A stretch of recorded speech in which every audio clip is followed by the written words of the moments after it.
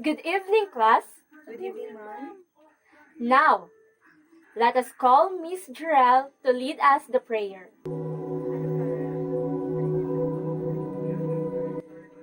You may please sit down. Now, let us check your attendance. Before anything else, let's have a recap for our lesson last time. Miss Jarrell, please give us the recap yesterday. My task is to give the recap of what we have taken up yesterday. It's all about reading.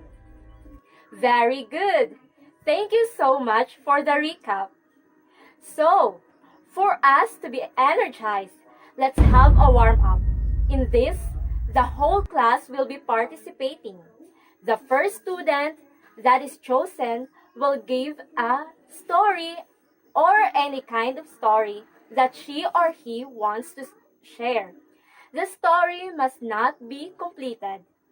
His or her seatmate will continue the story or will give his or her own input. The process will continue. The last student will be the one to end the story. Okay, that's all for our activity. Thank you for your participation. Moving on for our today's objective. First, students will be able to improve communicative efficiency. Second, students will gain fluency in speaking. Third and last, students will gain confidence in speaking. So,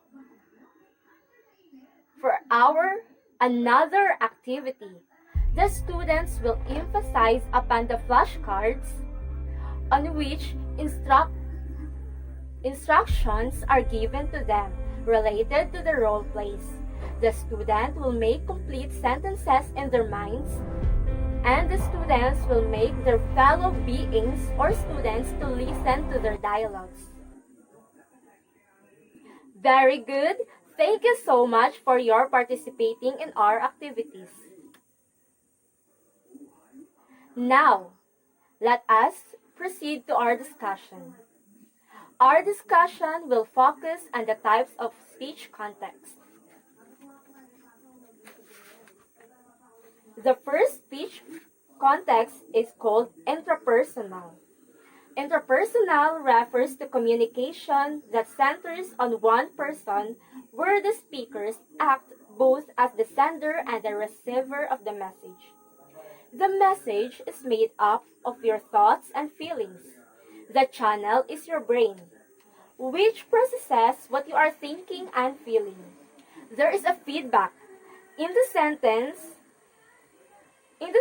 that as you talk to yourself, you discard certain ideas and replace them with others. That was said by Hybels and Waver 2012.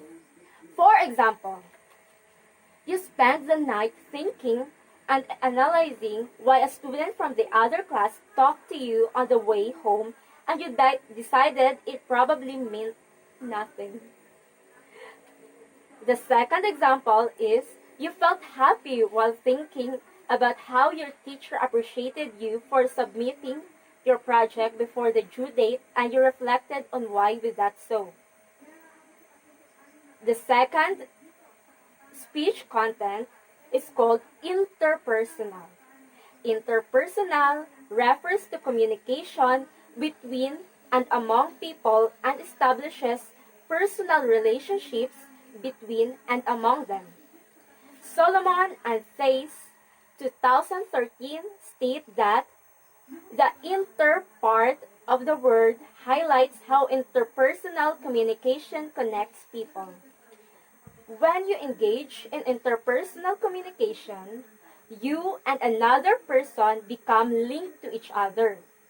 The personal part means that your unique qualities as a person during interpersonal communication.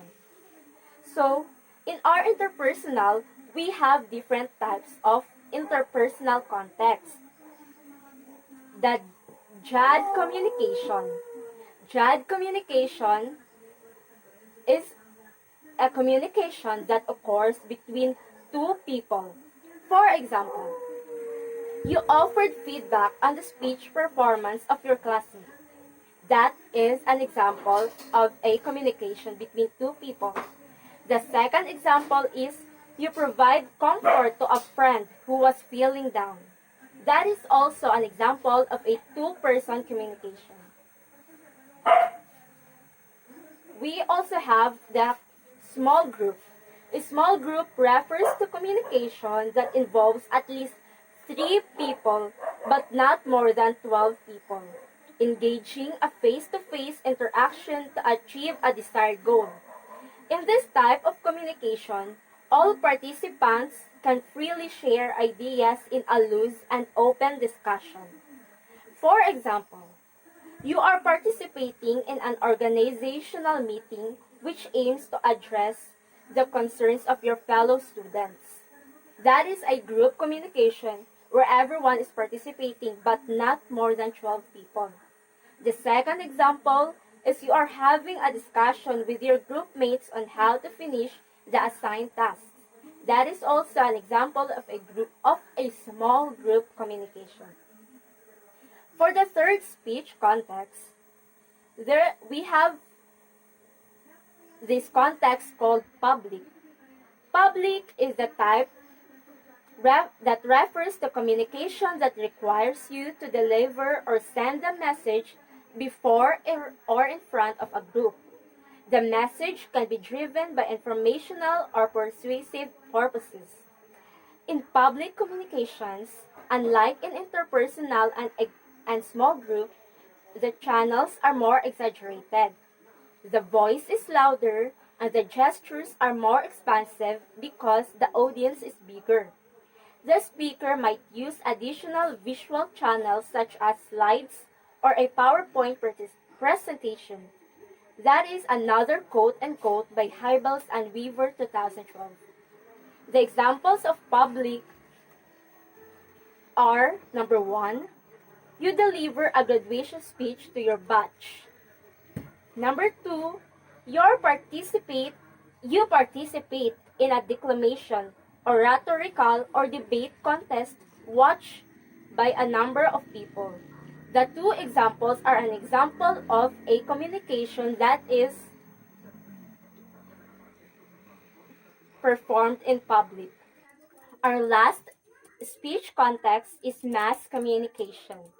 This refers to communication that takes place through television, radio, newspapers, magazines, books, billboards, internet, and other types of media.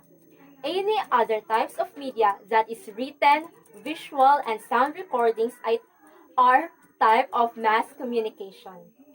The example of this, the situation that is example of this is you are a student journalist articulating your stand on current issues through the school's newspaper.